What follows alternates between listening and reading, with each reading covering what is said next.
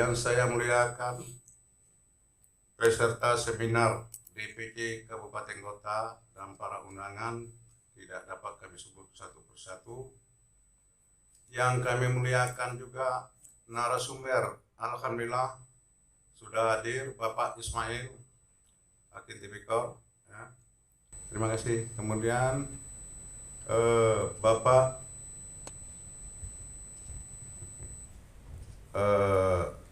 narasumber kami semua. Bapak Ibu yang saya hormati, dalam kesempatan ini izinkan saya berdiri atau duduk untuk menyampaikan sedikit laporan mengenai kegiatan DPD PPDI Provinsi Jambi tahun 2002 ini, bahwa kegiatan ini berlangsung dari tanggal 18 hingga 20 Oktober 2002. Kegiatan seminar hari ini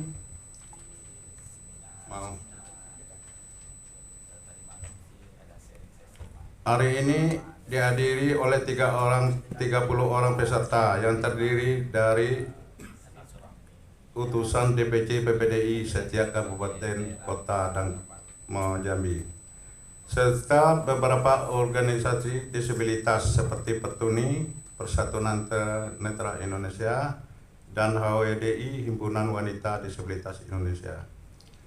Saya selaku Ketua DPD PPDI Provinsi Jambi mengucapkan terima kasih yang terhingga kepada pemerintah Provinsi Jambi, khususnya Kepala Biro Kesra dan jajarannya yang telah memfasilitasi dan mendukung kami PPDI Provinsi Jambi dengan sumber dana APBN Provinsi Jambi hingga terlaksananya kegiatan seminar ini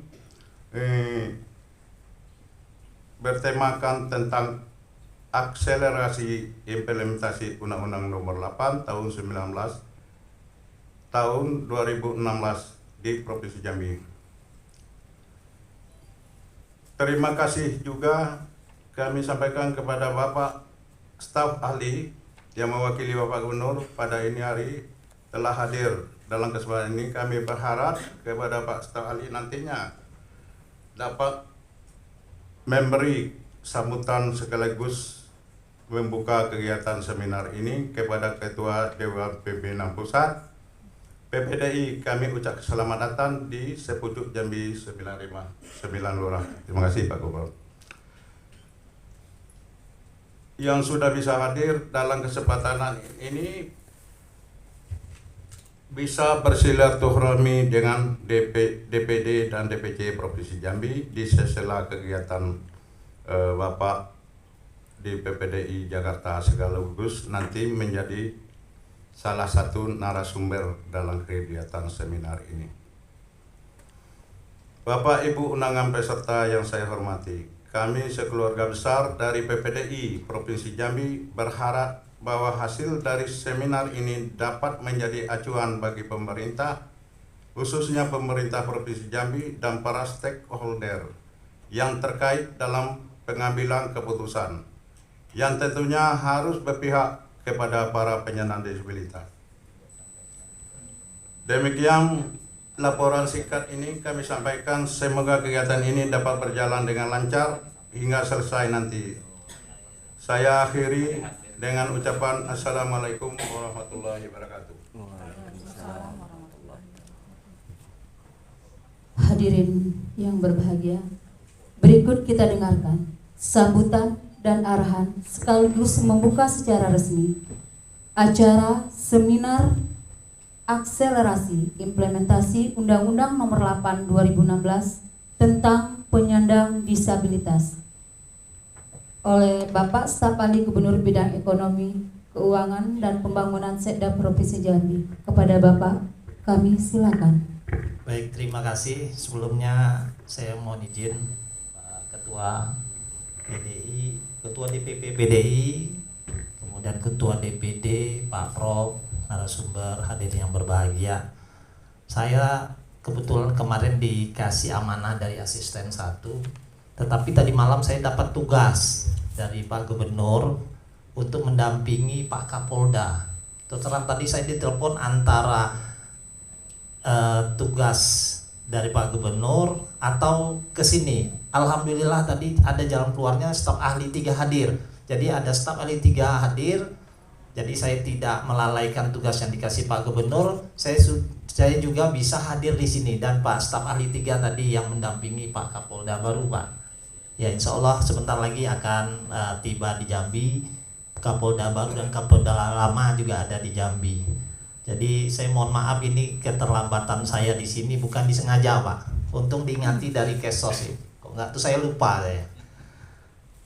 Itu yang pertama. Yang kedua saya sampaikan, Pak Gubernur posisinya saat ini di Bungo, ulang tahun Kabupaten Bungo. Dan itu memang agenda resmi setiap tahun yang tidak bisa kita tinggalkan. Pak Gubernur tinggalkan beberapa OPD ke sana, sehingga beliau tadi menyampaikan salam. Pak Wagub siang ini akan tiba di Jambi tepat pukul 12 dari Kalimantan Selatan bersama kapilah. Nah, termasuk Pak Sekda juga ada di luar kota, sehingga yang hadir di sini dengan tidak mengurangi rasa hormat, dan mudah-mudahan ini tidak mengurangi arti daripada seminar akselerasi ini, kehadiran saya di sini. Baik, itu saja pengantar dari saya. Assalamualaikum warahmatullahi wabarakatuh. Selamat pagi, salam sejahtera buat kita semua. Om Swastiastu, Namo Buddhaya, salam kebajikan, salam. Yang sama-sama kita hormati Ketua DPP PDI. PDI ini harus dipanjangi, Pak, nanti salah-salah di 2024 kan dekat lagi katanya kampanye. Ya. Iya. Ketua Dewan Perwakilan Pusat Perkumpulan Penyandang Disabilitas Indonesia, Bapak Jul Fahmi. Salah. Oh ya, Bapak Gufron Saparil, Bapak Gufron Saparil MM, yang kami hormati Ketua DPD PDI Provinsi Pak Jul Fahmi, beserta para Ketua DPC Penyandang Disabilitas Indonesia perwakilan Kabupaten Kota, yang sama-sama kita hormati dan kita banggakan orang tua kita, Bapak Profesor Dr. Haji Abdul Bari AZ SHMH. Beliau salah seorang tokoh Jambi, dahulu pernah Dirjen Kumham, izin Pak, sekarang adalah akademisi di Universitas Jambi. Kemudian narasumber kita Bapak Ismail SHMH. Kemudian yang saya hormati rekan saya, Kepala Dinas Nakertan Provinsi Jambi, Bapak Bahari. Sama namanya dengan Pak Prof. Cuma beliau ada profesor doktor. Nah, ya. Kemudian rekan-rekan kepala UPD yang hadir pada kesempatan ini, ada dari Biro Kesra atau yang mewakili. Kemudian ada dari Capil, ada Dinas Sosial hadir. Seharusnya hadir ya, mungkin dalam perjalanan. Kemudian yang saya hormati, yang mewakili Basnas ada, nggak hadir juga ini ya. Kemudian ketua tadi Lembaga Lansia Indonesia hadir. Ini sekaligus saya perkenalan ya, silaturahmi dulu. Karena mohon maaf ini pertama kali saya mungkin ketemu dengan bapak-bapak dalam forum ini. Ketua LSM Peduli Anak Bangsa, ya, Bang Subroto, Haji Subroto. Mana orangnya, Pak? Wah, iya. Kemudian Ketua Perti Provinsi Jambi hadir. Oh iya. Kemudian yang saya hormati dan saya banggakan para peserta seminar, hadirin yang berbahagia. Mari kita bersama-sama tidak henti-hentinya mengucapkan puji syukur kehadirat Allah Subhanahu wa taala. Pagi hari ini kita masih diberikan kesehatan, kesempatan dan kekuatan hingga dapat hadir di sini dalam rangka memenuhi undangan daripada DPD dan DPP Penyandang Disabilitas Indonesia Pusat maupun Provinsi Jambi, tentunya dalam keadaan sehat walafiat. Selanjutnya selawat dan salam tidak lupa kita tujukan kepada junjungan kita Nabi besar Muhammad SAW.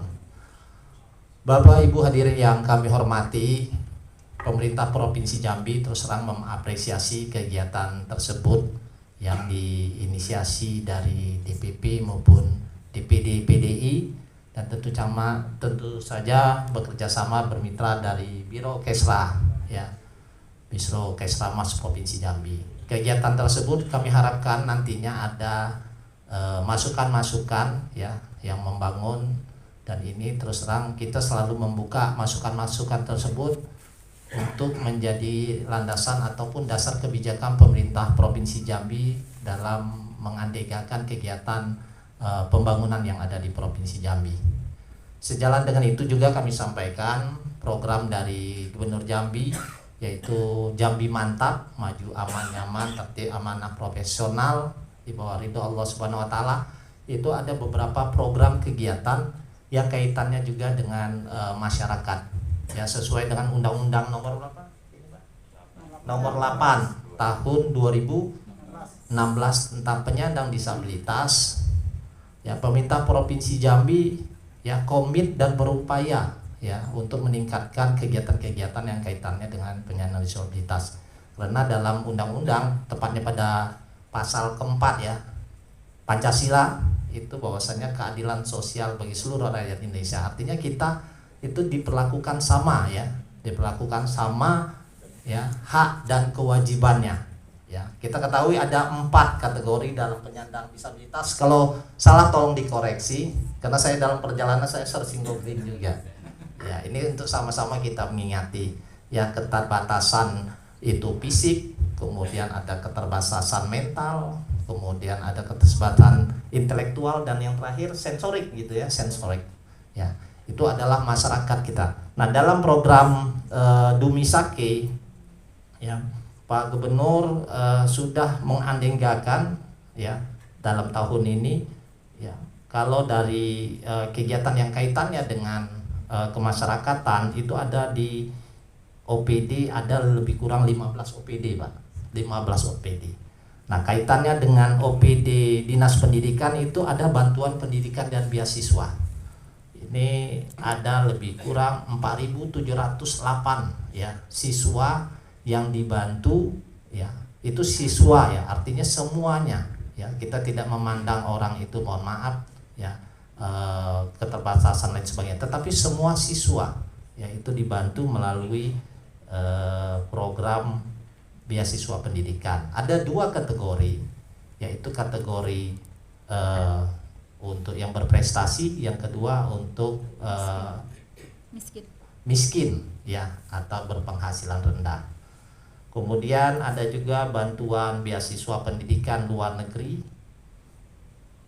Kemudian ada itu untuk S3 ya, kemudian bantuan beasiswa pendidikan dalam negeri untuk S1. Nah, ini adalah salah satu peluang bagi kita, mungkin diantara kita yang ada mungkin anaknya atau kita sendiri yang menempuh pendidikan di situ. Jadi kami sampaikan kepada Bapak, itu ada peluang kita untuk memperoleh hak yang sama ya, untuk memperoleh hak yang sama. Kemudian di bidang kesehatan Jambi Sehat, itu di Dinas Kesehatan ada lebih kurang bantuan kepada 76.586 jiwa untuk subsidi BPJS. Nah, ini tersebar di seluruh kabupaten kota, dan terus terang ini sudah disalurkan melalui kabupaten kota masing-masing, terutama di bawah Dinas Kesehatan. Kemudian di Dinas Sosial Pendudukan dan Capil ini ada bantuan bagi kaum fakir, penyandang disabilitas, dan anak-anak telantar. Ya, ada beberapa paket, jumlah semuanya ada 930, Pak. Nah, 930 orang yang nilainya lebih kurang 1,5 miliar. Ya, untuk disalurkan kepada orang-orang yang berhak ini di dalam salah satu program Jambi Responsif. Silakan nanti, mohon maaf mungkin dari ketua DPD ya untuk koordinasi ke Soscapil ya, di Soscapil Dinas Sosial dan Catatan Sipil Dinas Sosial ya. Itu silakan nanti. Kemudian ada kegiatan Jambi Tangguh, yaitu di Dinas PUPR, itu berupa bedah rumah. Ya, sudah dianggarkan lebih kurang 596 bedah rumah. Dan saya yakinkan di sini ini semua berhak, terutama yang orang-orang yang didapat dikatakan berpenghasilan rendah atau kategori miskin. Kemudian saya mohon maaf ini Pak, ini saya sampaikan di sini sekaligus sosialisasi juga, menyampaikan hal-hal ini, dan ini ada kaitannya mungkin dengan kita, mungkin selama ini kita tidak tahu ternyata ada loh. Mungkin ada petugas yang tidak sampai ke kita berhak menanyakan itu. Kami beberapa kali menyampaikan melalui forum-forum, itu tugas dari kami staf ahli. Silakan nanti untuk mengusulkannya. Kemudian ada dari Dinas SDM itu yaitu pengadaan instalasi penerangan umum tenaga surya. Ya, jadi ada rumah ya yang tidak bisa dijangkau oleh PLN, itu ada solar cell namanya. Ini ada paket lebih kurang 201 unit. Ya. 201 unit. Nah, ini akan tersebar di seluruh provinsi Jambi dengan nilai 4,8. Kemudian ada dari Dinas Koperasi UMKM. Nah, ini kaitannya mungkin, mohon maaf Bapak Ibu, karena banyak sekali teman-teman kita yang dari disabilitas, keterbatasan fisik, tetapi menghasilkan prakarya yang menurut kami ini lebih dari yang kita bayangkan, dan ini bisa menambah daripada nilai penambahan keluarga lain sebagainya. Untuk UMKM milenial itu ada lebih kurang dana 10 miliar untuk 500 orang. Nah, kalau UMKM milenial artinya itu bagi anak usia milenial ini kira-kira umur berapa ini? 25 sampai dengan 17 sampai 25 gitu. Angka mahasiswa itu. Ya, tamat sekolah SMA sampai dengan mahasiswa yang mempunyai usaha itu ada lebih kurang bantuan untuk 500 orang senilai 10 miliar. Dinasnya adalah Dinas Koperasi. Kemudian ada UMKM mak-mak. Nah, di sini ada mak-mak. Saya rasa Bapak Ibu di sini ada punya produk untuk industri rumah tangga, buat keripik, ya mungkin buat makanan-makanan ringan atau buat kerajinan kria, itu ada bantuan untuk mak-mak sebanyak 500 orang. Nilainya 5 miliar. Artinya satu orang itu ada 10 juta. Ini tersebar di kabupaten, tetapi melalui Dinas Koperasi Provinsi.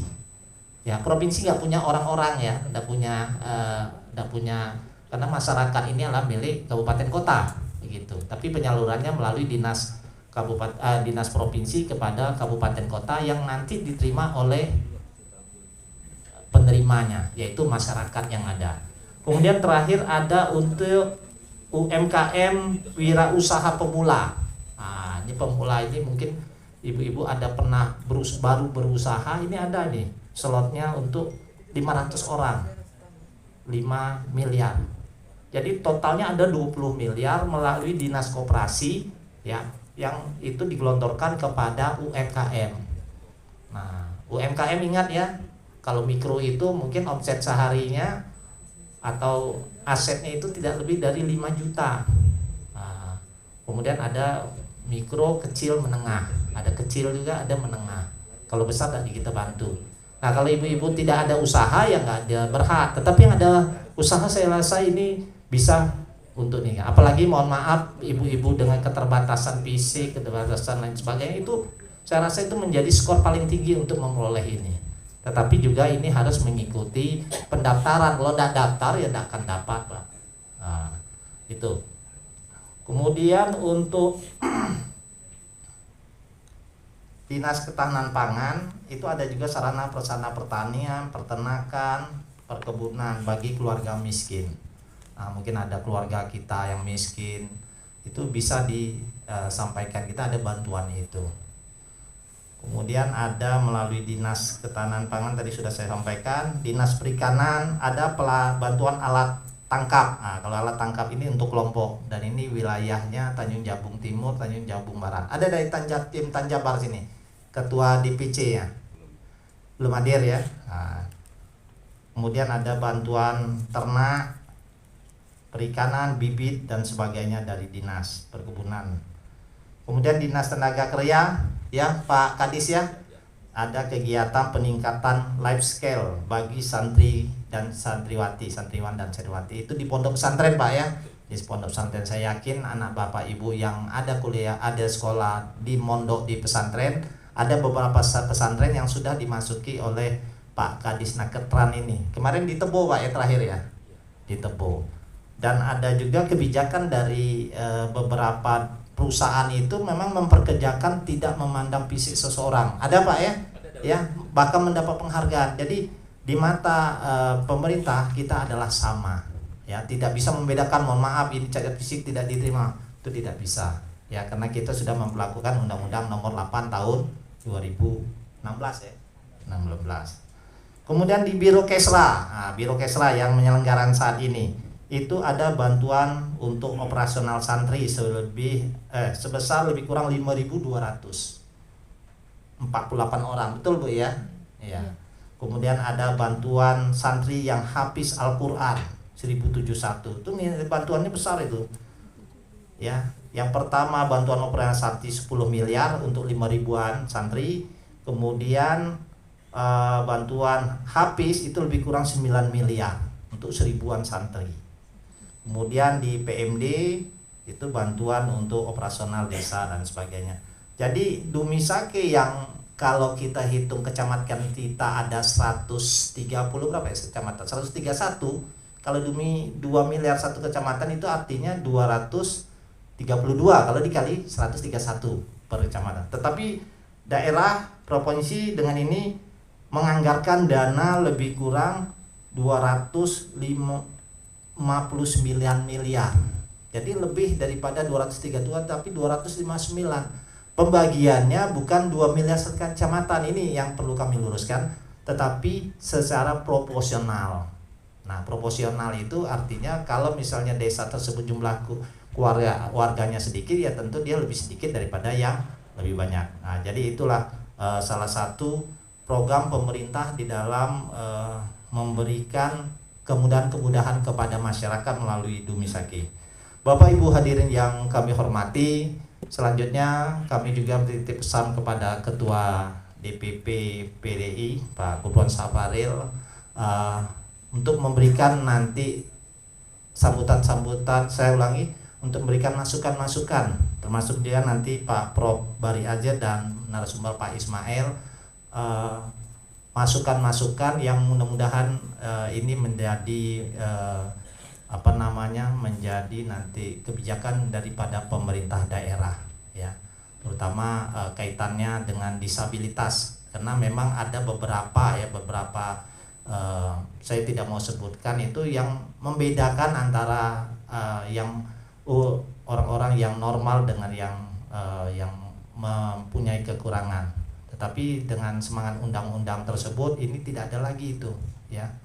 Ya, kita minta porsi untuk disabilitas itu berapa sih? Ya. Tentu ada. Memang ada beberapa perusahaan itu menempatkan karyawan-karyawannya sekian persen itu dia menampung untuk anak-anak yang disabilitas, tetapi mempunyai kemampuan yang sama, bahkan terkadang lebih daripada anak-anak yang normal. Karena siapapun orangnya tidak mau itu menjadi disabilitas. Ya, kita sekarang sehat bisa saja nanti kita akan mengalami hal yang itu. Saya contoh banyak teman-teman kami nih Pak, umur 50 ke atas itu sudah banyak kena stroke itu. Nah, itu kan termasuk juga ya, termasuk ya disabilitas itu, termasuk anggota, karena dia secara sensorik dia tidak bisa menggerakkan ya. Nah, walaupun tubuhnya fisiknya lengkap, tetapi ada keterbatasan dia. Nah, jadi di situ bahwasanya pemerintah Provinsi Jambi sangat mengapresiasi kegiatan tersebut. Mudah-mudahan nanti dihasilkan resume-resume yang menjadi masukan kepada pemerintah Provinsi Jambi, terutama kepada Bapak Gubernur. Saya rasa itu saja. Mohon maaf apabila ada hal-hal yang kurang berkenan. Saya lagi mohon nanti memberikan masukan yang konstruktif kepada Gubernur dan hal ini pemerintah Provinsi Jambi, sehingga nanti ada kebijakan minimal di tahun 2023 ini yang berpihak kepada kita, terutama para penyandang disabilitas. Saya rasa itu saja.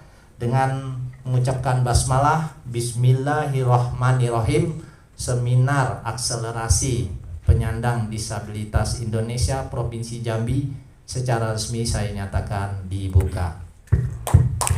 Terima kasih. Khairi dan wabillahi taufiq wal hidayah. Wassalamualaikum warahmatullahi wabarakatuh. Dengan dibukanya secara resmi Seminar Akselerasi Implementasi Undang-Undang Nomor 8 2016 tentang Penyandang Disabilitas oleh Staf Ahli Bidang Gubernur Jambi Bidang Ekonomi Keuangan dan Pembangunan, maka berakhir pula acara pembukaan kita pada hari ini. Saya sebagai pembawa acara mohon maaf jika ada kesalahan dan saya tutupi dengan wassalamualaikum warahmatullahi wabarakatuh. Kita tidak boleh bosan, tidak boleh untuk memperjuangkan hak normatif kita yang diatur undang-undang tersebut. Suatu produk undang-undang ini, Pak Prof, ya, bukannya gratis itu. Besar biaya negara untuk menciptakannya. Berapa sidang DPR itu bersidang? Berapa kali? Honornya besar-besar itu, ratusan juta itu untuk menghasilkan suatu undang-undang ini. Ini kalau sudah ada peraturan undang-undang tidak laksanakan, hanya sekedar penghias bagi kita. Nah, jadi memang saya ingin menyampaikan kepada kita semua bagaimana kita harus ya kata orang Jambi apa Pak? Harus nyenyes lah dengan Pemda, dengan pemerintahan masalah undang-undang ini. Karena tidak pernah Undang-Undang 8 2006 sosialisasikan oleh Pemda, tidak pernah. Yang ada sosialisasi itu Undang-Undang Lalu Lintas, Undang-Undang Pemilu, sosialisasi. Ini tidak pernah, ruang-ruang sana tidak tahu. Nah, saya ngadap ketua pengadilan tadi, izin keluar, karena ketat sekali pengadilan itu. Ditanya, Pak, ada seminar Bu, Undang-Undang 8 2016. Undang apa itu Pak? Itu ketua pengadilan. Ya, tidak tahu memang tidak pernah dibahas. Ya, jadi mungkin dari organisasi, dari semua organisasi kita yang berada di Pertuni, WWAI tadi, PPDI, harus sering-sering bikin gebrakan lah. Jangan yang negatif aja, yang positif. Kemudian kita libatkan media. Jadi sekali masalah kita protes, masalah Pemda membangun ini segala macam jalan itu, kita ributkan. Nah, kalau tidak ada roboh aja kita robohkan, bawa kampak robohkan kan biar viral juga kan, tidak masalah untuk berjuang demi kebaikan itu. Karena dasar kita ada, aksesibilitas harus ada, harus bisa dinikmati. Seperti yang disampaikan oleh Pak Profesor tadi, di terminal aja sudah ada untuk kursi roda Pak ya, apalagi di taman, di jalan besar segala macam itu. Ini tuh orang-orang aja, saya lihat tembok rapat ini, tujuannya kita tahu supaya sepeda motor tidak masuk. Tapi kita yang punya kursi roda, teman-teman kita sudah pasti tidak bisa untuk bersantai di situ. Kemudian seperti yang kita tahu, yang saya sampaikan tadi, kita harus memahami undang. Banyak sekali hak-hak kita di undang-undang tersebut. Hak untuk hidup, bebas, privasi, keadilan, banyak sekali. Keolahragaan, bisa dibaca aja undang-undang tersebut. Habilitasi, rehabilitasi, konsensi, pelayanan pulih, aksesibilitas, banyak sekali hak-hak kita. Kemudian semua segi kehidupan sudah ada di undang-undang ini. Sudah bagus undang-undang sebetulnya. Tinggal pelaksanaannya. Pesanan penghormatan, perlindungan dan pemenuhan hak penyandang disabilitas. Nah, ini tujuan utama undang-undang ini adalah penghormatan, perlindungan dan pemenuhan hak penyandang disabilitas. Ini tujuan utama dari Undang-Undang 8 tahun 2016 ini. Ya, itu sudah mencabut masalah pemerintahan, masalah ekonomi, politik, segala macam, ada semua di situ. Dan itu memang butuh perjuangan kita. Kalau kawan buruh itu, anggota saya itu memperjuangkan suatu hak normatif itu berdarah-darah Pak. Idealnya dalam zona negara hukum itu, kalau sudah diatur undang-undang itu sudah wajib dilaksanakan Pak ya. Tidak perlu diperjuangkan lagi sebetulnya.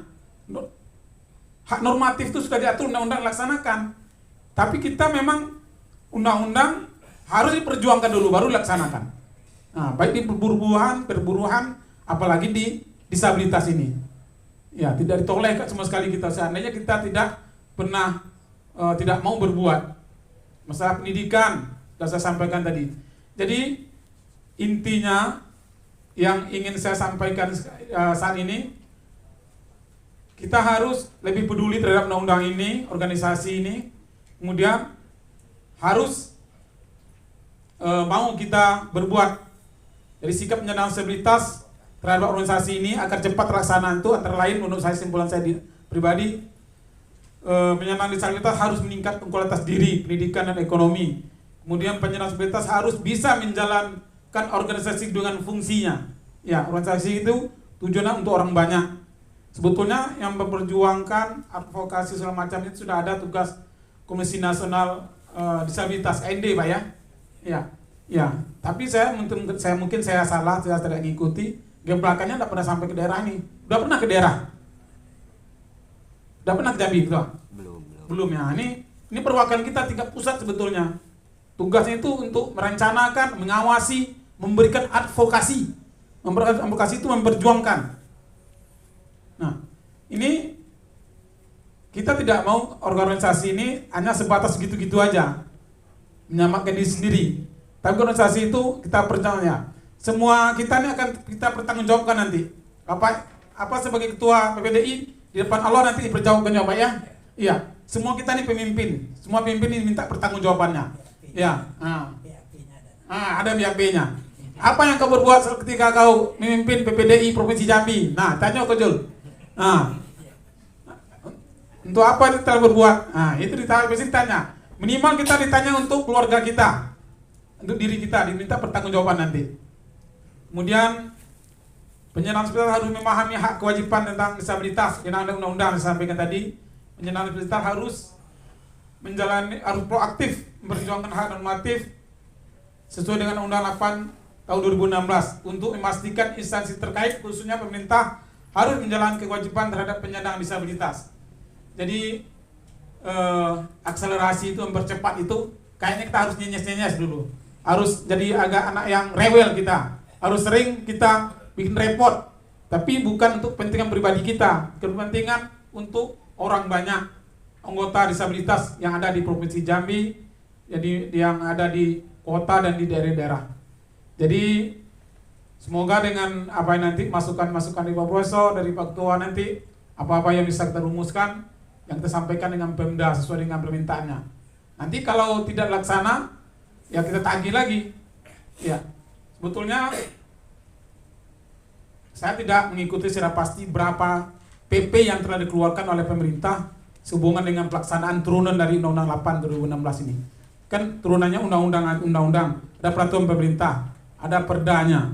Nah, di Jambi bagaimana pelaksanaannya? Ya kalau tidak ada itu tidak bisa. Akan diatur lebih lanjut dengan peraturan pemerintah. Peraturan pemerintah tidak perlu keluar. Sering tertanya, ini PP belum ada Pak. Nah, jadi mohon maaf juga, saya memang beberapa tahun terakhir ini sudah lama tidak aktif di organisasi disabilitas. Dulu FKPTI bersama Dery dulu cuma ya. Kemudian karena kesibukan pribadi profesi masing-masing sudah tidak sempat lagi untuk bergabung. Namun karena kita sama-sama penyandang disabilitas yang telah merasakan diskriminasi, mengenai berjuang sekolah segala macamnya di luar sana, saya sangat antusias, sangat peduli dengan orang yang penyandang disabilitas.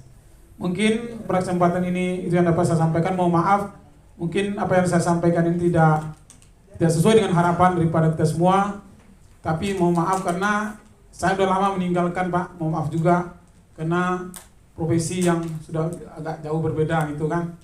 Ya, tapi saya anggap apa yang kita dimanapun bisa pencatu disabilitas itu berpartisipasi dalam pembangunan ini, berprofesi dimanapun kita berada. Tapi dimanapun kita berada, kita usahakanlah bagaimana kita peduli terhadap penyandang disabilitas. Sekarang Pak sudah ada pemerintah di Pengadilan Negeri itu ada satu orang disabilitas diterima sebagai pegawai negeri, jalur khusus. Iya, jalur khusus. Ya. Jadi sudah ada sekarang, ya kembalinya juga kita harus mampu juga persiapkan pendidikan dan keterampilan kita. Kalaupun dibuka 2% untuk pemerintah daerah setiap instansi, kita tidak siap, pendidikan kita tidak ada, keterampilan tidak ada, kita akan tertinggal juga. Jadi memang mau tidak mau, seharusnya harus kita mempersiapkan diri kita, harus berjuang, proaktif. Ya, kita tidak perlu kecil hati kita Pak ya. Ya, kita jalani aja, hidup aja. Mudah-mudahan kepedulian kita untuk orang banyak itu suatu ibadah sosial Pak ya. Ya, ibadah sosial yang akan dicatat sebagai ibadah yang soleh di sisi Allah Subhanahu wa taala. Mungkin demikian saya akhiri, wabillahi taufiq wal hidayah. Wassalamualaikum warahmatullahi wabarakatuh. Waalaikumsalam warahmatullahi wabarakatuh. Wa ashabi ajmain, amma ba'du. Mohon izin Prof, mohon izin Pak Ismail, Pak Moderator, Bapak Ibu yang kami hormati, kita semua telah mendengar ya paparan dari Profesor dan juga Pak Hakim ya. Begitu banyak sebenarnya hak-hak yang ada di teman-teman atau saudara-saudara kita semuanya disabilitas, namun memang implementasinya sampai hari ini itu masih belum terasa ya. Jadi sebenarnya masalah utamanya itu sebenarnya bukan di undang-undangnya. Coba slide-nya Mas.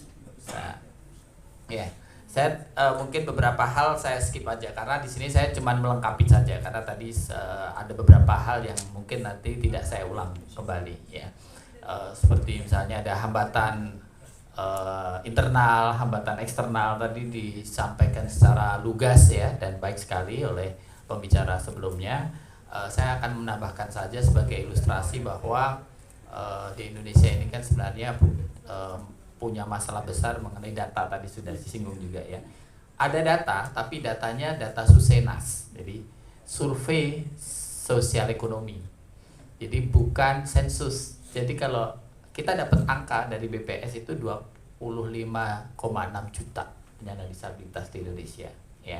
Tetapi ketika kita ditanyakan siapa saja, itu nggak ada ini by address-nya. Sehingga sulit ya bagi pemerintah atau siapapun untuk membuat kebijakan ataupun program ya seperti itu. Sama ketika ditanya berapa jumlah penduduk atau disabilitas di Jambi, ya mungkin dapatnya angkanya angka rasio ya sekian persen. Tapi ketika di siapa saja dapatnya juga teman-teman ini doang gitu. Itu loh kok ini lagi ya, padahal kan jumlahnya banyak kayak gitu seperti itu ya, karena memang belum ada sensus di sana ya. Belum lagi masalah metode pendataannya ya, yang dikatakan disabilitas itu seperti apa, kan ada Washington Group, ada juga macam-macam lah seperti itu, karena beda indikator beda jumlah nanti ya seperti itu mengenai jumlah ya. Kemudian kondisi disabilitasnya pun juga kita mengetahui bahwa tadi juga sudah disinggung ya. Coba nanti di slide saya itu. Jadi perbandingan antara yang disabilitas dan non disabilitas itu ranknya atau kesenjangannya itu sangat tinggi ya. Dimana yang penyandang disabilitas itu mayoritas itu tidak tamat SD. Bahkan ada beberapa banyak juga yang tidak sekolah. Nah, itu kan jadi disembunyikan keluarga, berarti dia nggak sampai SD, dia malah nggak sekolah gitu ya. Apalagi yang lulus di perguruan tinggi ya, seperti Pak Ismail ini cuman ya 1% lah paling. Bahkan kadang-kadang di daerah tertentu itu juga malah nggak ada, karena itu biasanya mereka-mereka yang tinggalnya di daerah perkotaan ya seperti itu ya. Itu kemudian apalagi masalah ekonomi ya, sebagian besar tadi juga hidupnya di bawah garis kemiskinan, nah, seperti itu, dan itu datanya nyata itu ya, nah, ada ya seperti itu. Nah kembali kepada lahirnya undang-undang. Jadi undang-undang ini dulu tuh inisiasi draftnya itu dari PPDI Pak. Dari PPDI kami mengundang beberapa ahli hukum ya untuk membuat semacam, kalau sebelum undang-undang kan ada rancangan undang-undang, sebelum itu ada apa yang disebut sebagai naskah akademiknya dan lain sebagainya seperti itu. Kita sodorkan ke Balek, kemudian dibahas, akhirnya menjadi undang-undang. Tapi kan undang-undang yang penting bukan undang-undangnya. Kalau saya kerja di swasta itu yang penting bukan dokumennya, tapi pelaksanaan dari dokumen itu ya kan. Jadi dokumen itu hanya memberikan kontribusi 5-10%. 90% adalah execution. Eksekusi ya. Ya kalau cuman rencana mau bikin seminar, kalau rencana doang ngapain gitu kan. Habis itu selesai ya. Tapi 90% itu ditentukan pada eksekusi atau pelaksanaan. Maka kita penting waktu itu mendorong ya supaya lahirlah PP itu. Nah, akhirnya kita dorong terus tuh ke pemerintah itu untuk membuat PP. Nah, sekarang lahir tuh ada beberapa PP, ya ada PP mengenai terus Mas coba. Nah, ini presiden. Nah, terus satu lagi. Nah, ini dia ya. Ini PP yang sudah ada ya. PP tentang perencanaan, pelaksanaan dan evaluasi, yaitu tahun 2019 ya. Kemudian PP tentang penyelenggaraan kesehatan sosial ya. PP tentang akomodasi yang layak untuk pendidikan ya, akomodasi yang layak untuk peradilan juga ada Pak di situ. PP tentang aksesibilitas sudah kan ya. Termasuk terbentuknya Komisi Nasional Disabilitas dan akhirnya sudah kemudian ada beberapa juga. Nah, di tingkat daerah itu ada yang disebut sebagai tadi perda ya. Perda itu sudah ada lebih dari 25 kabupaten kota yang sudah punya ya. Mungkin ada sekitar 15 sampai 17 provinsi yang sudah punya perda. Ya, tapi ada perda-perda yang dulu lahir lebih awal sebelum undang-undang itu isinya lebih ke charity base. Ya, jadi kesejahteraan sosial bukan human right base. Ya, seperti itu. Nah, kemudian saya searching nih di Jambi ini sudah ada perda belum? Ternyata sudah ada gitu. Sebenarnya sudah ada. Jadi di Provinsi Jambi itu ada Perda nomor 3 tahun 2022 baru saja. Ya. Kemarin pas waktu saya telepon Pak Zul, wah belum katanya. Oh ternyata udah gitu ya. Oh iya Pak sudah Pak udah. Cuman kita kan nggak pernah dengar gitu kan.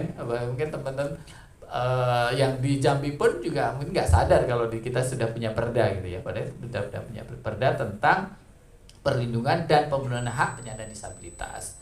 Nah tugas kita ngapain terusan kalau sudah ada perdana? Kan masih ada aturan lain ya.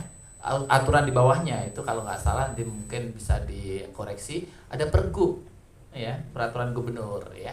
Nah kalau di teman-teman di daerah misalnya di kabupaten kota yang sekarang belum ada perdanya, nah ini tugas kita nih PPDI nih ya di kabupaten kota untuk ya memberikan advokasi ya supaya ada perda di sana ya. Perda, nah nanti kalau sudah ada perda ada perwali dan juga perbub peraturan bupati seperti itu ya supaya terimplementasi dengan baik ya seperti itu ya. Nah cuma daerah-daerah yang sudah pernah punya perda, punya pergub, terus punya perbupati dan selain sebagainya, itu bukan berarti jaminan sudah dilaksanakan dengan baik. Karena itu masih on paper. Nah, itu harus ditagih nih, harus dievaluasi bagaimana pelaksanaannya ya. Nah, tugas teman-teman PPDI tentu kita bisa melakukan apa yang disebut sebagai monitoring dan evaluasi. Apakah sudah nih dilaksanakan? Misalnya tengok dulu Perda nomor 3 tahun 2022 di Jambi misalnya. Apa saja yang diatur di situ ya.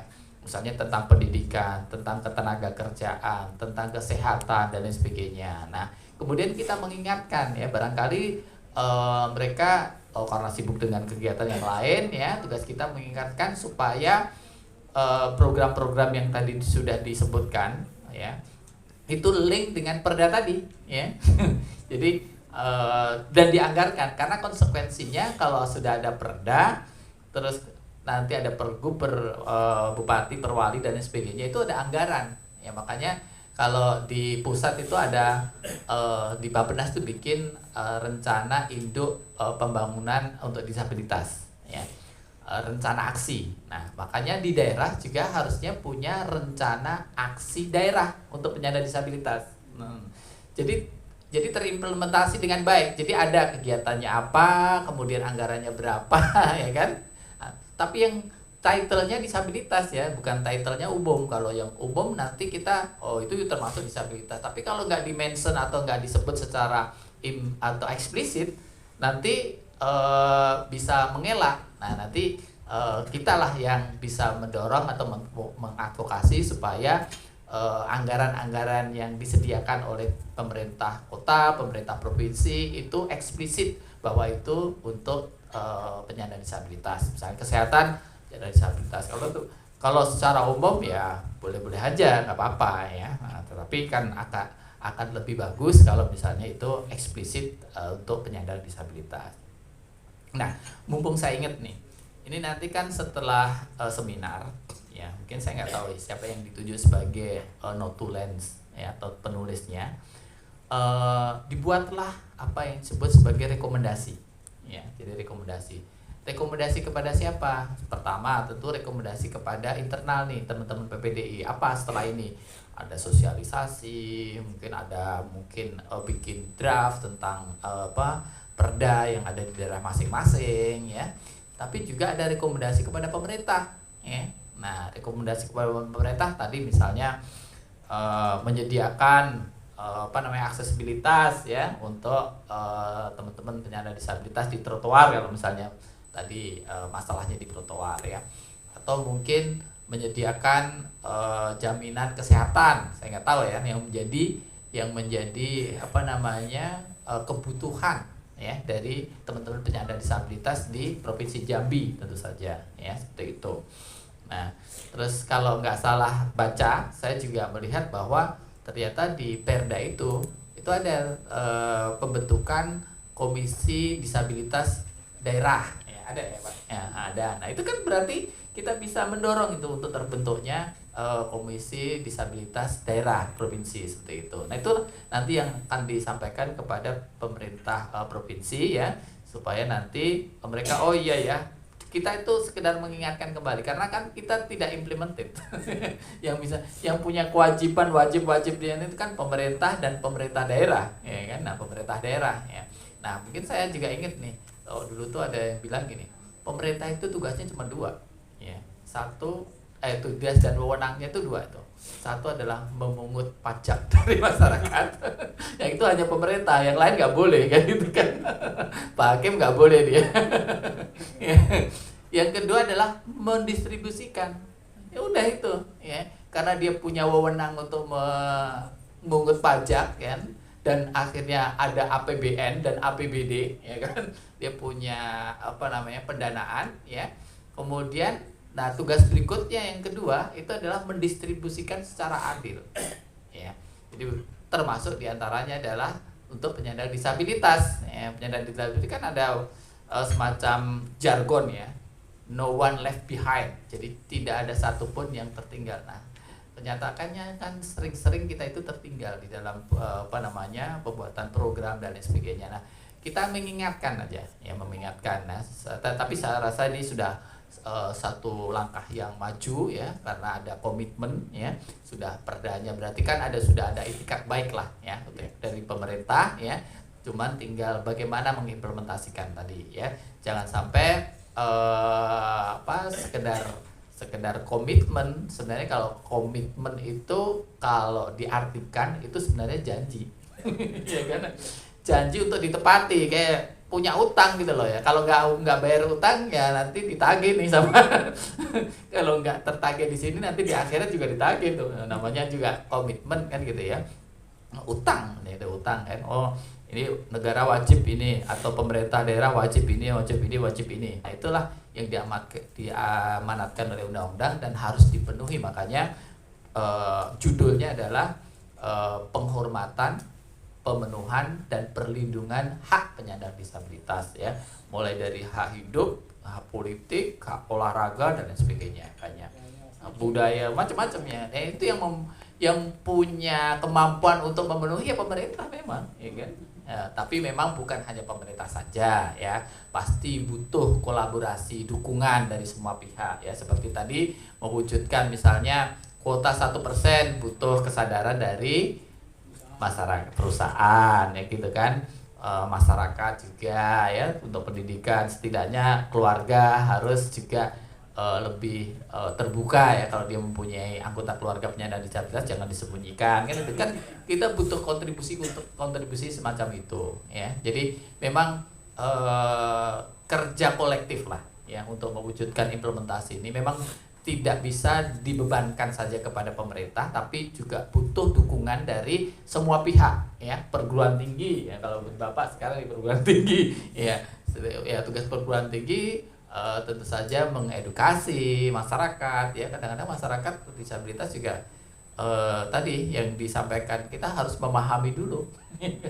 Kadang-kadang hak kita aja nggak ngerti, bagaimana kita bisa menuntut kan, seperti itu kan, seperti itu ya.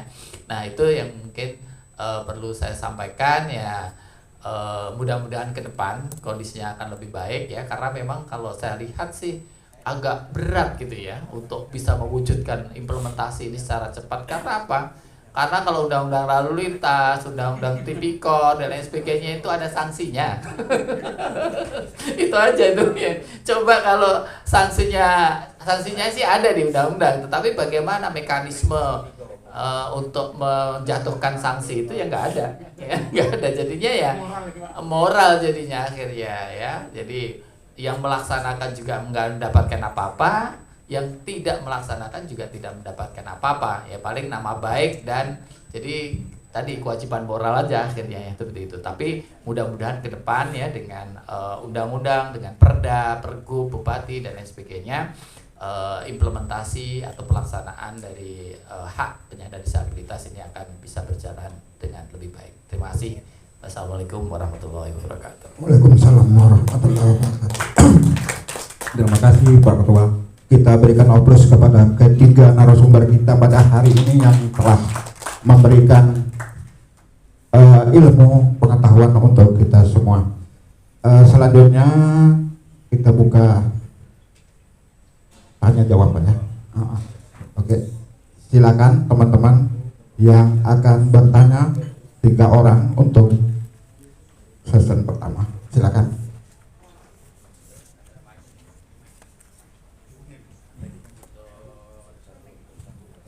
Silakan, mau mana?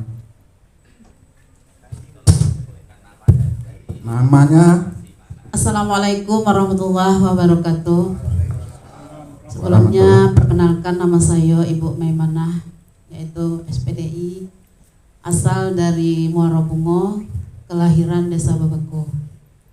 Di sini saya bukan nak bertanya tapi nak curhat ya tentang disabilitas dan semuanya lah.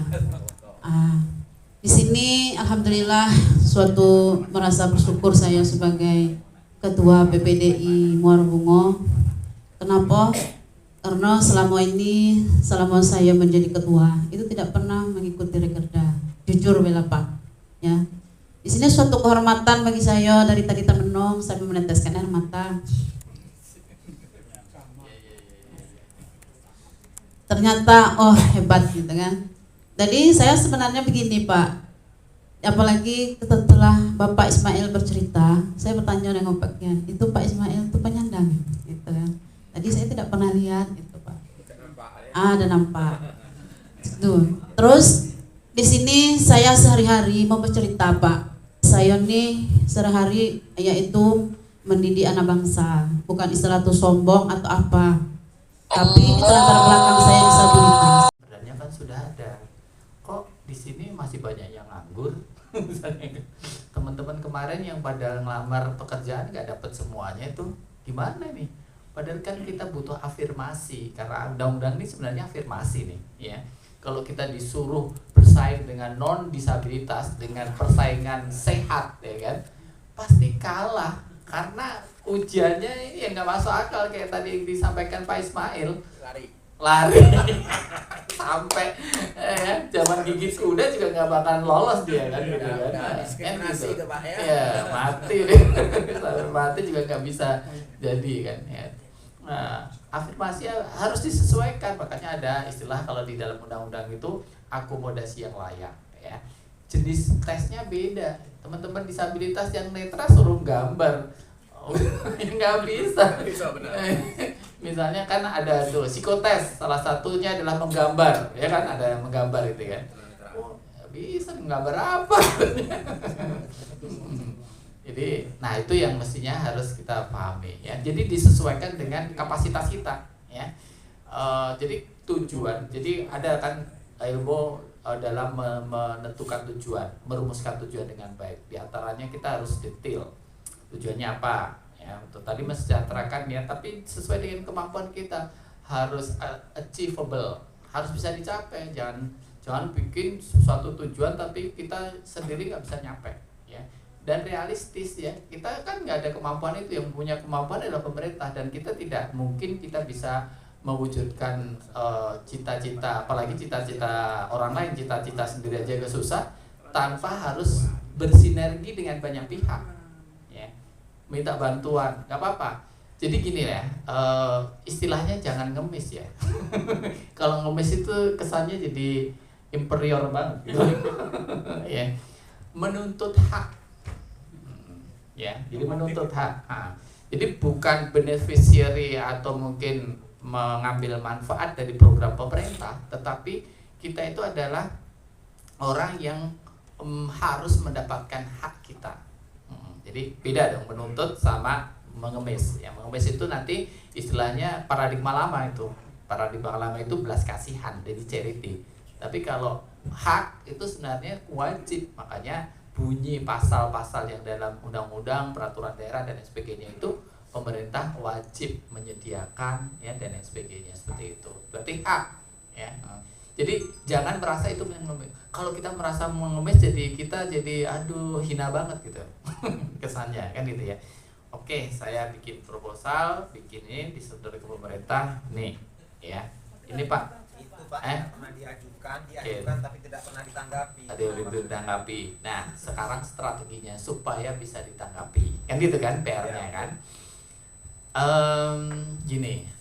Ada cara-cara ya, ada cara-cara yang mungkin bisa share dengan bapak-bapak atau pembicara yang lain. Kalau saya itu ya, kita mesti harus membangun hubungan secara personal ya, jadi melalui lobby ya, ya kan, personal. Jadi biasanya orang itu kalau proposal jadi nomor 2 nanti ya, proposal ini sekedar formalitas saja. Tapi kalau kita sudah punya hubungan personal yang baik, misalnya dengan Pak Gubernur, Pak Zul, mungkin punya hubungan baik juga. Kalau nggak kayak gini mungkin nggak bakalan disetujui kayak gini, ya kan? Punya hubungan personal yang baik ya.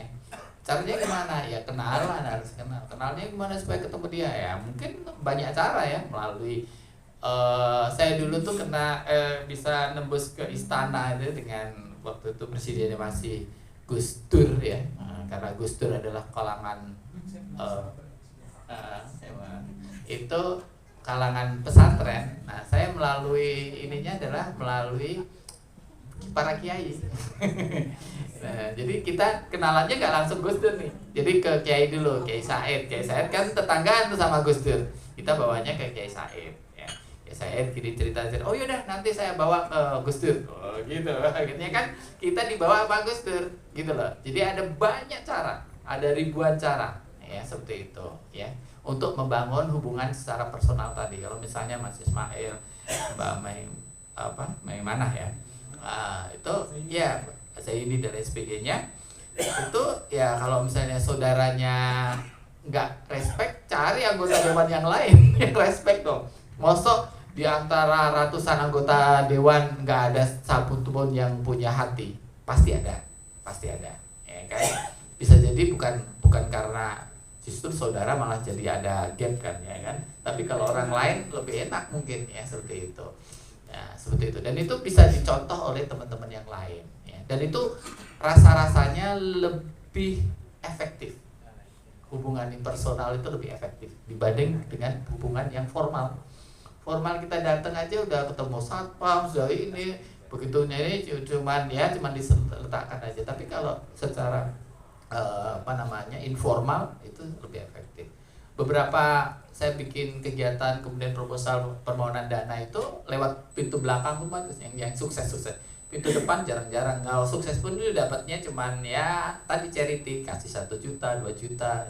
Tapi kalau begitu lewat pintu belakang ya bisa mungkin kita misalnya dulu tuh pernah sama di Rut Telkom ya kan gede dananya Telkom tuh. Nah, saya lewatnya siapa? Lewatnya istrinya. Istrinya Dirut gitu kan. Nah, proposalnya yang bawa istrinya. Jadi tembus itu dapat 250 juta gitu. Nah, cara-cara seperti itulah yang mungkin bisa kita lakukan ya. Karena memang kalau lewat jalur formal susah gitu ya. Kecuali memang pemerintah di daerah tersebut ya punya komitmen kuat ya dan dia strict terhadap undang-undang. Wah ya, ini memang kewajiban saya ini ya. Dan saya harus anggarkan ya kan teman-teman. Wah syukur malah dia merasa terbantu kalau ada program dari teman-teman disabilitas karena dia nggak perlu mikir lagi, nggak perlu cari-cari lagi, datang dia malah CSR-nya dia atau gimana seperti itu malah merasa terbantu ya dengan program-program yang kita laksanakan seperti itu. Tapi ya memang kita harus punya kemampuan untuk itu ya. Jadi, dan memang jangan punya kesan bahwa kita itu pengemis ya seperti itu. Oke, saya rasa sih itu ya yang penting. Tapi tetap ya, kita tidak boleh menyerah, ya, tidak boleh menyerah. Jadi siapapun, gubernur, bupati, wali kota, kita mesti harus jaga hubungan baik itu, karena mereka lah yang punya kekuasaan. Kalau kita musuhi, jangan-jangan malah hilang simpati, empati mereka, gitu, ya. Justru malah kita baik-baikin. Harus dibalik, ya, cara berpikirnya. Cara-cara yang lebih efektif yang bisa dilakukan ya boleh-boleh saja. Yang ekstrim seperti tadi misalnya demo ya nggak apa-apa, memang diatur oleh undang-undang. Tapi sebelum demo coba pikirkan baik-baik lah, ya kan. Ada cara lain nggak yang lebih efektif dari sekedar demo, ya? Atau kalau di Jakarta itu sekarang yang lebih ditanggapi kalau ada kasus-kasus itu viral, di foto, ya kan. Misalnya nih ada jembatan yang nggak akses atau mungkin ada trotoar yang di situ ada guided blocknya yang kuning itu, ternyata ada mobil parkir di situ misalnya kan, seperti itu. Ya, foto aja, foto kirim, diviralkan. Wah, Pak Gubernur, mohon maaf, ini mobil siapa ya parkir di trotoar gitu. Nanti kan stafnya pada ini nih, ribut nih. Coba cek itu kan. Seperti itu. Nggak apa-apa, untuk kebaikan semuanya kan. Gubernurnya juga jadi ngerti gitu loh. Ya. Atau mungkin di tempat ibu ada penyandang disabilitas nggak dapat bantuan padahal dia butuh sekali misalnya kan. Kelaparan ya kan. Potret, ya kan, viralkan ya. Pak Bupati tolong dong, ini sudah 3 hari nggak makan misalnya kan, dengan melas gitu kan. Bisa aja itu, nggak apa-apa ya, karena tujuannya mulia ya, tujuannya mulia. Itu kan cara-cara ini kan sebenarnya bisa mengeliminir ya, wah ini kurang sopan dan sebagainya. Enggak ya, kalau sekarang sudah keterbukaan ya kan, sudah ini, jadi kalau boleh cara-cara yang halus ya sampai ya itu sih diperbolehkan, tapi tentu saja kita memilih cara-cara mana yang lebih elegan gitu kan, lebih simpatik lah. Jadi penyandang disabilitas, wah enak nih ketemu, bisa ngobrol bareng, bisa atau ngundang Pak Bupati, ngundang apa, bikin jadi kita jangan nunggu undangan, tapi kadang-kadang ngundang ke kantor PPDI misalnya, makan bareng. Siapa mungkin yang jadi sponsornya itu mas ini suruh sponsor, nanti disediakan apa makanan, ngopi bersama ya, bersama gubernur misalnya gitu kan. Udah undang aja, perkara nanti makanannya ya siapa tahu malahan disumbang dari kantor gubernur. Kan gitu tuh. Yang penting kita do something. Do something, harus melakukan sesuatu. Ya kalau kita diem aja ya pasti nggak dapat apa-apa. Tapi kalau kita do something itu pasti dapat lah. Bahkan ya, kadang-kadang yang kita dapat itu melebihi daripada yang kita perkirakan. Kadang-kadang begitu. Kita minta 10 dikasih 12. Karena niat baik tadi. Jadi niat baik itu luar biasa. Itu aja. Terima kasih. Kalau banyak cakap, saya mohon maaf lah Pak. Sudah berenang air mata, tapi merasa saya puas gitu. Karena selama ini saya bisa ketemu dengan orang-orang hebat, apalagi dengan Pak Ismail. Salam kenal dengan Bapak dan Pak Gurani. Assalamualaikum warahmatullahi wabarakatuh. Waalaikumsalam warahmatullahi wabarakatuh. Apa yang kedua? Pertanyaan. Ya, kedua. Yang kedua silakan. Ya Pak. Pak Hadi, silakan. Assalamualaikum warahmatullahi wabarakatuh. Saya Muhammad Yani, berasal dari PPDI Kabupaten Merangin. Ada banyak hal yang saya simak dan saya kutip dari pemaparan baik dari Bapak Profesor ataupun dari Pak Hakim ataupun dari Pak Ketua. Namun saya agak ada suatu perasaan di hati. Kenapa pihak pemerintah tidak dilibatkan langsung dalam acara ini? Dari DPR, dari pihak pemerintah langsung, agar mereka tahu. Karena kebanyakan mereka itu, ya mereka kan cuma menjabat 5 tahun. 5 tahun nanti ganti, tukar, nggak tahu lagi. Pejabat yang dulu sudah tahu, ini tahun 2016, berarti udah lewat 5 tahun yang silam. Yang seharusnya kayak sekarang, gubernur belum tahu mungkin. Undang-undang ini kami pernah bawa ke Bupati Kabupaten Merangin. Ya segitulah, cuma dilihat, oh ini ya, nanti saya baca, nanti saya pelajari, Dan maksud saya ingin merekomendasikan ataupun memintalah kepada ya bapak-bapak baik yang selaku pengurus di provinsi ataupun pengurus di Jakarta di pusat, kalau bisa kita bergandengan tangan sama LSM ataupun wartawan supaya cepat didengar gitu Pak Ketua. Kalau kita berkoar-koar, maaf ngomong, saya masih ada ikatan persaudaraan sama Ketua DPRD Kabupaten Merangin. Udah saya sampaikan juga, tapi nggak juga didengar. Kemarin ini saudara saya Syukurman, Wakil Ketua Kabupaten Merangin, kan ini undangan disampaikan oleh Bang Adi ataupun Bang Jul melalui saya lanjutkan ke Syukurman. Syukurman, ini alasan kau pergilah ke kantor Bupati, menghadap ke Pak Bupati, menghadap ke Wakil Bupati dan Ketua DPRD. Terus terang saya secara pribadi malu untuk ketemu Ketua DPRD, karena Ketua DPRD masih ada ikatan saudara sama saya nggak mau ngemis sama beliau. Karena maaf ngomong Pak, maaf, saya secara pribadi, secara ekonomi insya Allah cukup, walaupun untuk saya pribadi. Nah, barangkali yang menjadi haji dari kalangan disabilitas, mungkin saya salah satu dari yang sedikit.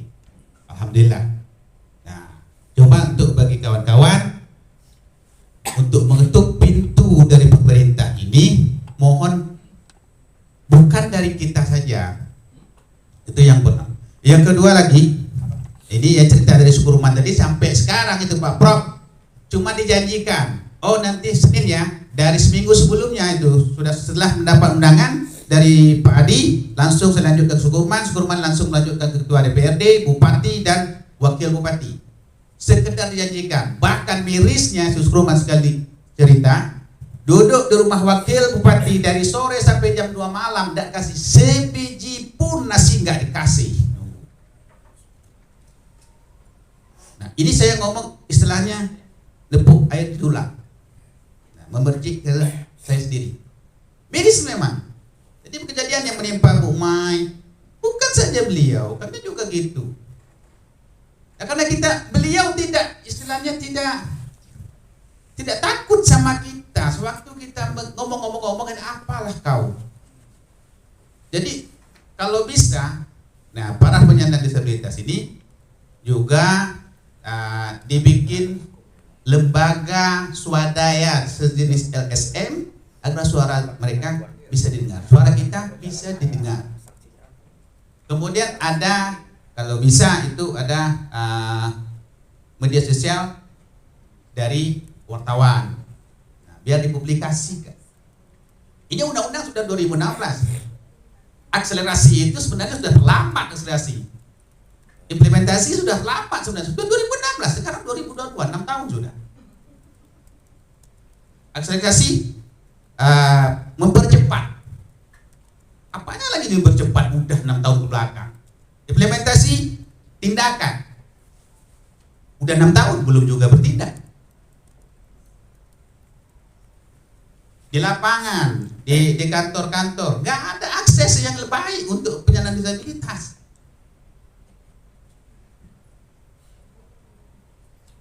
Jadi saya masalah data lagi. Udah berapa kali itu kami datang ke Pak Bupati juga minta data. Ya waktu ditanya berapa orang kamu, saya berani jawab 600 Pak. 600 waktu diminta data nggak punya. Berubah Bupati, saya menghadap lagi. Sekarang udah jadi gubernur. Oke Dinda. Nah, indahnya bahasa itu Adinda itu Pak Gubernur. Oke Dinda. Kalau bahasa kami Jami Dindo. Oke Dinda. Kita laksanakan. Nah, terakhir ketemu di rumah dinas. Sewaktu acara apa itu Bang Rizky? Rakor. Nah, kita minta pendataan ini kalau bisa yang mendata jangan lagi pihak pemerintah tapi kita sendiri pihak organisasi, karena kita yang mengerti, kita yang tahu keadaan saudara-saudara kita. Kalau dari pendamping atau diserahkan ke pihak pemerintah desa contohnya, mereka cuma tahu oh nanti tanya oh di sana ada nggak penyandang disabilitas, ada kakaknya nggak, saya minta dong datanya, sebatas itu doang. Ini acara kita mohon maaf kepada ketua dan panitia. Ini cuma habis di sini aja nanti. Udah rekomendasi kasih sama orang pejabat, udah nanti pejabat pelajari ya. Karena sudah bertahun-tahun masih segitu. Dari dulu masih segitu. Nah, makanya kalau acara ini supaya bermanfaat bagi kita, seperti dibilang sama Bapak tadi, mengutip dari hadis Nabi, sebaik manusia itu adalah yang bermanfaat bagi manusia yang lain. Nah, kita bukannya menyerah, Nah, cuma kita berusaha acara ini supaya bermanfaat. Janganlah acara ini cuma sebatas ini. Saya bersedia dari Merangin, bersedia untuk datang ke Jambi. Kalau acara rekomendasi kita hari ini tidak didengar, saya sanggup bawa 20 atau 30 orang penyandang disabilitas dari Merangin. Saya biayai itu mereka. 1 hari ataupun 2 hari kita demo ke kantor gubernur, kita demo ke kantor DPRD. Saya sanggup. Insya Allah sanggup. Nah, itunya kapannya itu. Ada nggak rekomendasi ini didengar nantinya? Saya kira demikian. Assalamualaikum warahmatullahi wabarakatuh. Waalaikumsalam warahmatullahi wabarakatuh. Satu orang lagi, satu pertanyaan lagi. Oke. Kalau yang diadukan kan sudah agak loh. Iya Pak. Iya.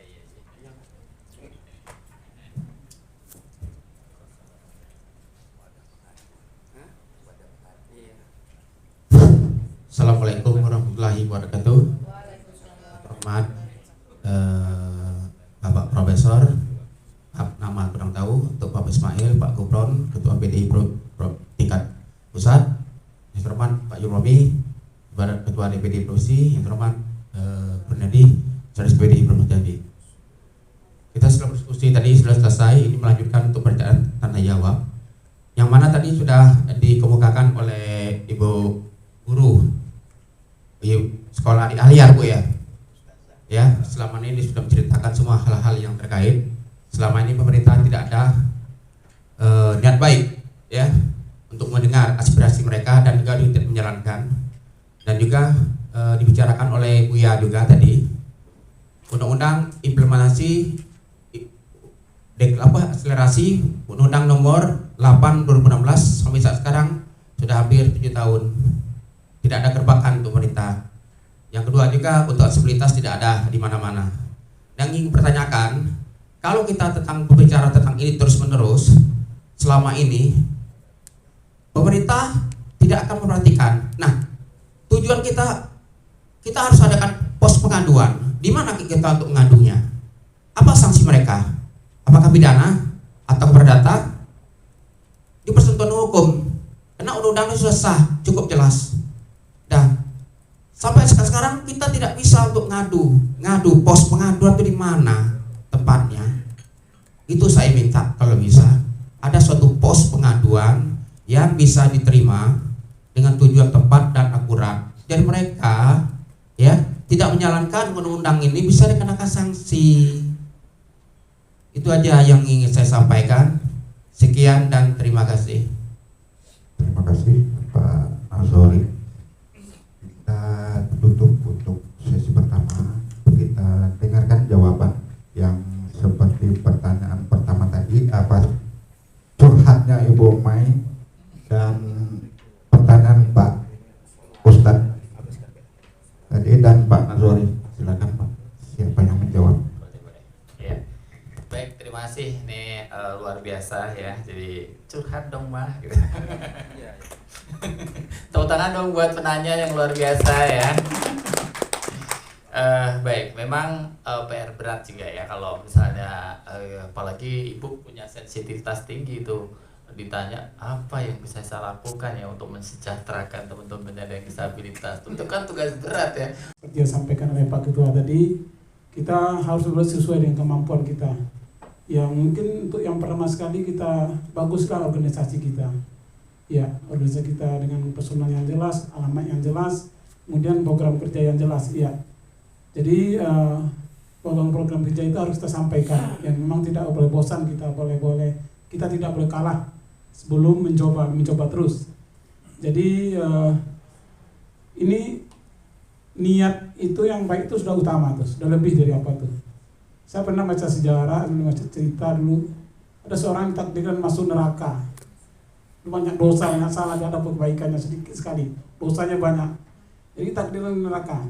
Ketika dia ditakdir masuk neraka, dia berpikir, oh neraka ini susah nih. Kalau gitu dia minta kepada Allah, kepada Tuhan, ya Allah, tolong besarkan badan saya sebesar-besarnya. Untuk apa kata Allah? Supaya orang lain tidak muat neraka, aku sendiri yang derita, katanya kan? Ya. Dan karena dia telah berpikir dengan orang lain, kalau gitu dosamu kamu saya ampuni kata Allah. Karena dia telah berpikir aja untuk berbuat baik, itu sudah menjadi suatu kebaikan. Jadi ya mungkin semangat dari kawan-kawan itu walaupun belum terlaksana kita tetap pertahankan. Kita mungkin nanti saling berbagi informasi dan strategi yang disampaikan oleh Pak Ketua tadi sudah cukup baik sekali. Mungkin bisa kita terapkan. Ya apalagi kita kenal dengan orang tua kita ini yang di kalangan yang sudah disegani Jambi, ya kenapa tidak melalui beliau bisa kita kesanakan.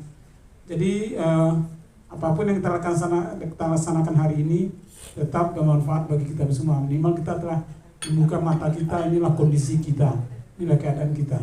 Saya rasa demikian. Bismillahirrahmanirrahim. Dari 3 penanya tadi memang sudah dapat kita tarik kesimpulan bahwa perhatian pemerintah kurang ya. Kalau kita lihat ternyata tadi begitu keluar staf ahli yang lain keluar ya. Tidak ada sampai habis ya. Padahal pembahasan dari Pak Ismail, dari Pak Gufron tadi dan juga dari kami ini kan cukup memberikan masukan. Ternyata begitu keluar staf ahli langsung keluar ya. Jadi tidak ada kepedulian ya. Dan juga panitia juga kita tidak mengundang wartawan. Harusnya tadi kita mengundang wartawan supaya bisa diekspos. Ya, ada wartawan. Tidak ada ya. Ya, nanti kita juga ya. Tadi Pak Gufron sudah banyak bercerita tadi mengenai strategi tadi.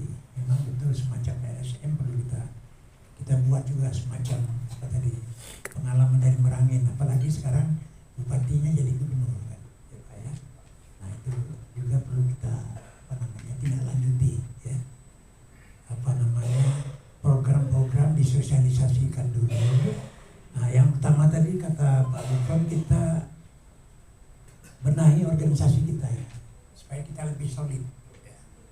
Kita lebih solid, jadi kita bisa nanti apakah dari kabupaten, PPD yang dari kabupaten mengecek ke DPR dari sekwannya apa ada rancangan perda itu di kabupaten masing-masing dari kota apa di kantor wali kota, kemudian di provinsi. Nah, jadi pengurus yang ada di daerah mencoba mengidentifikasi, di samping itu juga tadi data kita apa, berapa sebenarnya jumlah. Tadi kata Pak Gubernur kan seluruh Indonesia tadi ada berapa persen tadi itu 25,6 juta, kan cukup banyak. 25,6 juta penyandang ya. Ya, hampir 10%. Ya. Nah, Jambi kan sekitar 3 juta. Ya, mata pilih kemarin 2,7 juta untuk pilkada kemarin. Nah, mungkin sekitar 10% lah dari situ. Ya. Kalau kita bisa hitung nanti coba secara akurat nanti dari PPD tingkat 1 menginstruksikan kepada PPD tingkat 2 mendata ini supaya kita lebih jelas eksistensi kita ini. Ya. Jadi tadi strategi sudah bisa, personal approach. Kalau kita formal tadi nanti suratnya tidak akan sampai. Minggu-minggu surat itu akan dibalas. Nah, jadi personal approach, kemudian pendekatan secara kedaerahan tadi, apalagi Pak Jai ini kenal dengan ketua DPR-nya kan lebih enak itu sebenarnya. Ya. Tapi karena ini memang kata tadi Pak Gubernur hatinya belum terbuka ini. Ya, susah kita karena ini wilayah kerja hati itu agak susah menimbulkan kesadaran, ada kepedulian. Nah, itu yang penting. Kita menciptakan sense of responsibility-nya itu ya, bagaimana tanggung jawab pemerintah, karena di undang-undang ini sudah jelas 100% tangan pemerintah, pemerintah daerah, BUMN, perbankan yang membagi modal itu. Nah itulah. Jadi kita konsolidasi acara-acara serupa ini perlu juga kita lakukan, kemudian mantapkan organisasi kita, kemudian juga bagaimana kita menyusun satu rekomendasi. Nanti mudah-mudahan dari sini dengan daftar hadir semua nanti lampirkan, kita buat rekomendasi. Jadi tidak sia-sia kita hari ini berkumpul yang jauh-jauh dari kabupaten itu. Jadi paling tidak ada yang membuat konsep rekomendasi, biar saya nyampaikan ke gubernur. Tidak masalah. Semua teken semua. Kita yang hadir hari ini daftar hadir itu teken semua, saya bawa ke beliau. Karena saya membela beliau perkaranya di MK itu, maka menang beliau. Walaupun kalah di MK tapi menang di PSU, itu sudah kita atur TPS mana yang suara Pak Uwo Haris kita.